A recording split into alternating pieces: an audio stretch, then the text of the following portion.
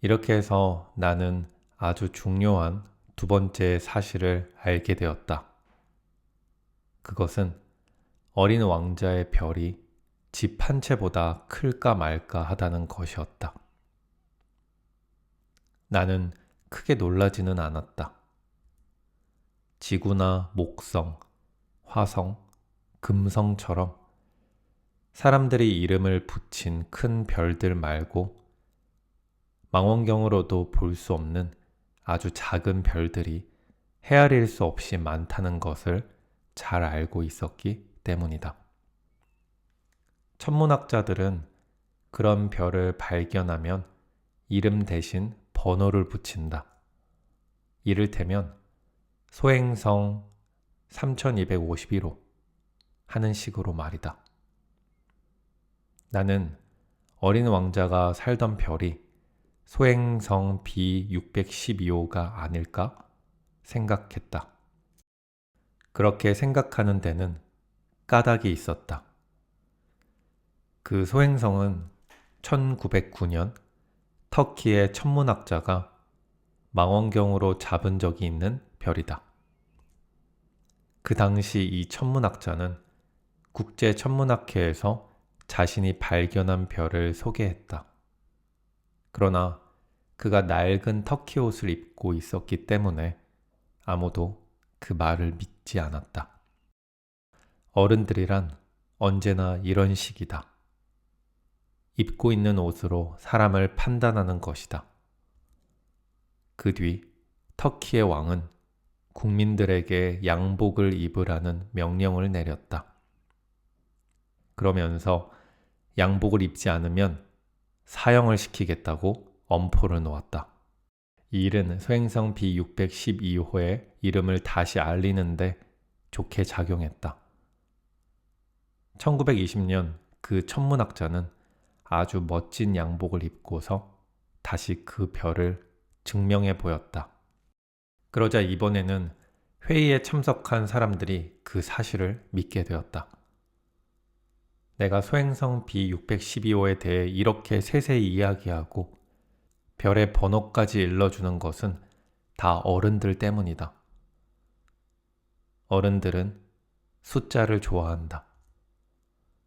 만약 어른들에게 새로 사귄 친구에 대해 말하면 어른들은 가장 중요한 것에 대해서는 결코 묻지 않는다. 그의 목소리는 어떠니?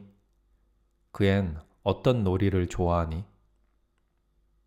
나비를 모으는 걸 좋아하니? 이렇게 묻는 일이 결코 없다. 그 애는 몇 살이지? 형제는 몇이나 되니? 몸무게는 얼마야? 그의 아버지는 돈을 얼마나 벌지? 고작 이런 것들을 묻는다. 그런 걸 알아야 그 친구에 대해 안다고 생각하는 것이다. 장밋빛 벽돌로 지은 예쁜 집을 봤어요. 창가에는 제라늄 꽃이 있고 지붕에는 비둘기가 있어요. 어른들에게 이렇게 말하면 그 집이 어떤 집인지 상상하지도 못한다. 10만 프랑짜리 집을 봤어요. 이렇게 말하면 어른들은 그제야 고개를 끄덕인다.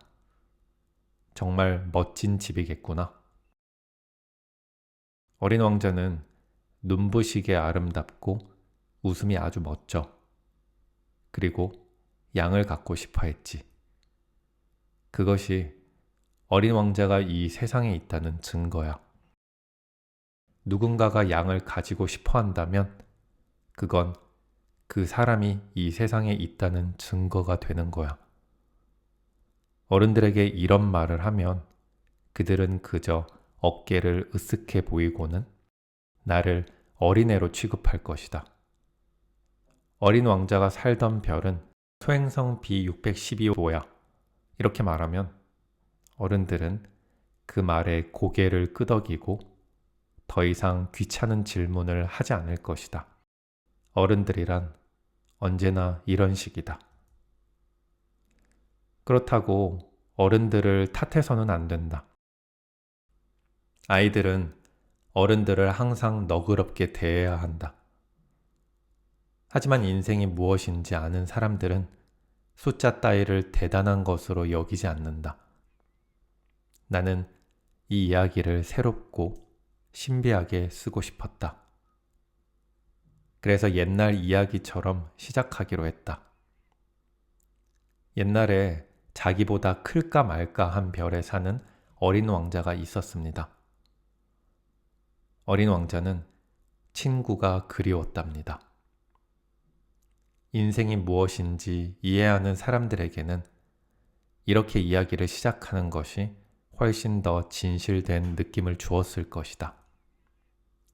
왜냐하면 나는 사람들이 이 책을 아무렇게나 읽어치우는 것을 원하지 않기 때문이다. 어린 왕자와의 추억을 이야기하자니 너무도 큰 슬픔이 복받쳐 오른다. 내 친구 어린 왕자가 양을 데리고 떠나가 버린 지도 벌써 6년이 지났다. 내가 이렇게 어린 왕자 이야기를 하려고 애쓰는 건 그를 잊지 않기 위해서다. 친구를 잊어버린다는 건 슬픈 일이다. 누구나 진정한 친구를 갖는 것이 아니기 때문에 더욱 그렇다. 어린 왕자를 잊는다면 나도 숫자 밖에는 관심이 없는 어른들처럼 되고 말 것이다. 내가 물감 한 상자와 연필을 산 것도 이 때문이다.